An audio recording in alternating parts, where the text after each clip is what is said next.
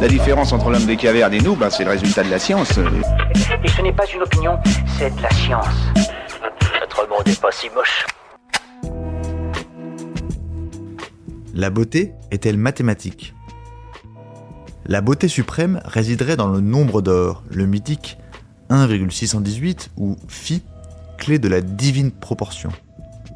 Symbole d'harmonie et d'équilibre, on le retrouve aussi bien dans la pyramide de Khéops, rapport entre sa hauteur et la largeur de sa base, que dans l'agencement des graines de tournesol, rapport entre le nombre de spirales qu'elles forment dans les deux sens.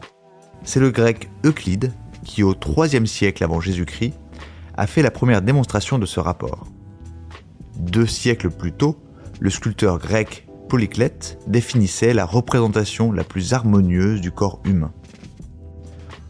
En toute chose, le beau résulte de la justesse des proportions, écrivait-il dans son traité intitulé Canon, mot désignant un instrument de mesure rectiligne et, de manière plus métaphorique, une norme, un modèle.